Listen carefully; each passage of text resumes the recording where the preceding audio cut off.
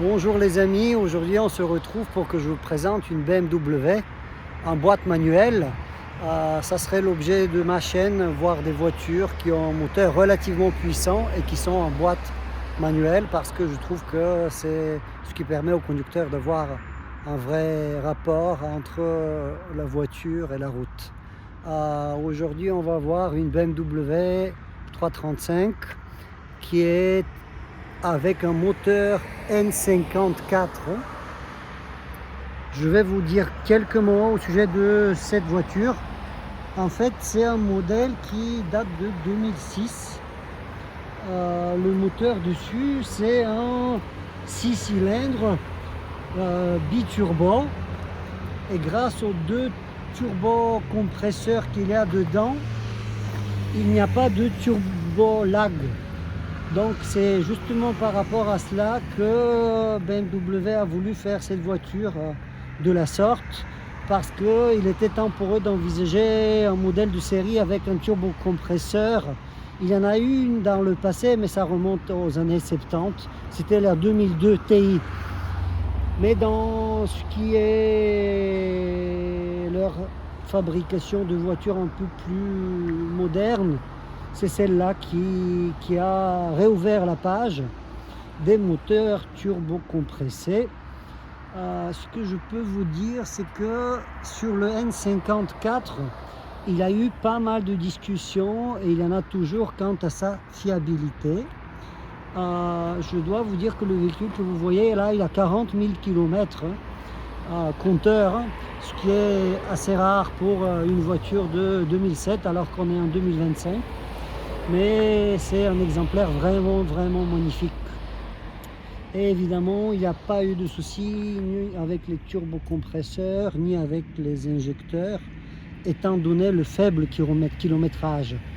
En ce qui concerne les doutes qu'il y a quant à la fiabilité du moteur N54, je ne peux pas dire que c'est du bafouillage, parce que je n'ai pas conduit une qui a par exemple 150 000 km, mais c'est un petit peu des mythomanes, je pense, ce qui en parle de ça, parce que comme vous savez, des fois les BMW à propulsion ne tombent pas forcément entre les bonnes mains et elles peuvent être maltraitées.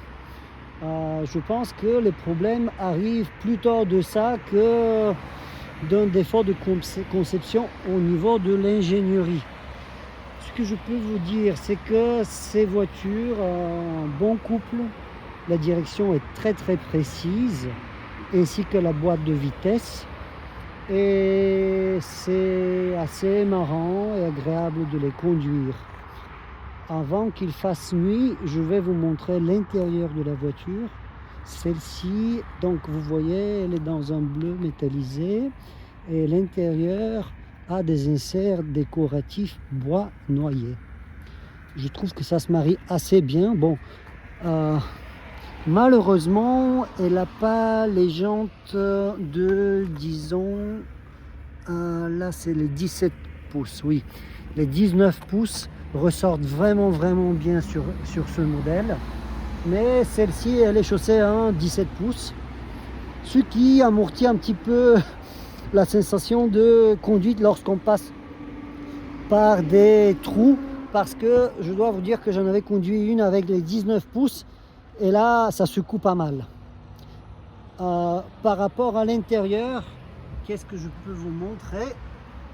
Bon, les inserts décoratifs bois de noyer qui sont assez agréables. La voiture, elle a le système multimédia, si on peut dire que c'est un système multimédia, parce que ça date un petit peu.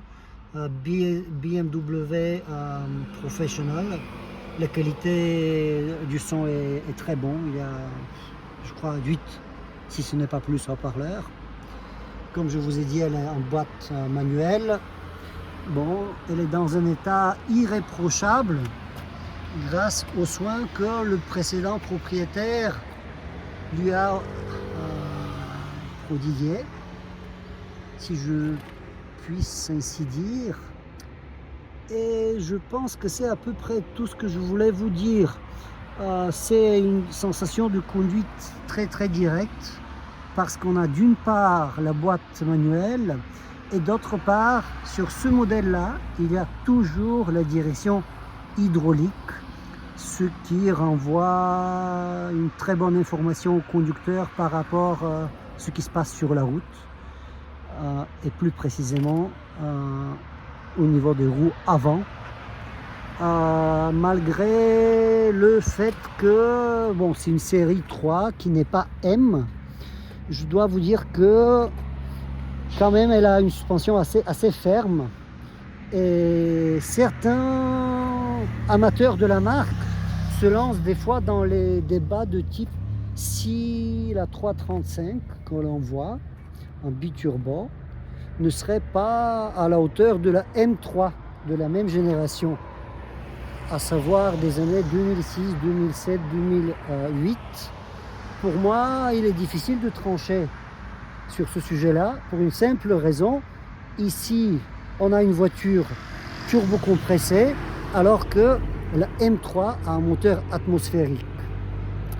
Comme je vous ai dit, il n'y a pas de turbo-lag grâce au turbocompresseur, mais on sait très bien que le moteur atmosphérique a un agrément de conduite très prononcé.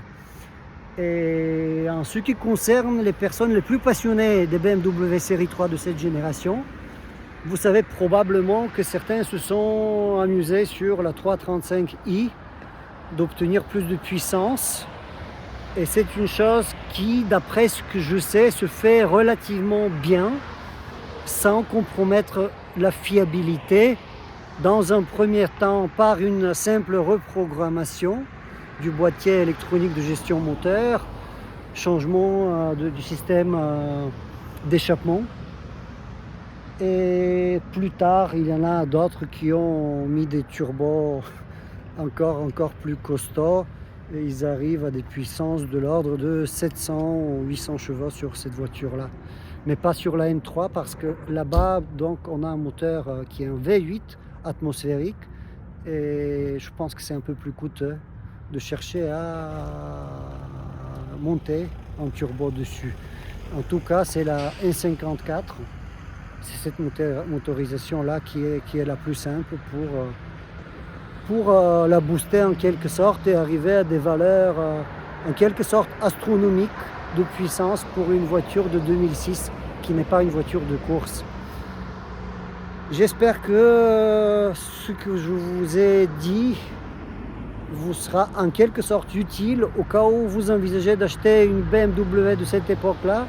Je vous recommande la 335i en biturbo, elle est vraiment magnifique. J'espère vous voir et vous entendre. Ça peut être un commentaire de cette vidéo. Et je vous dis à une prochaine. Bye.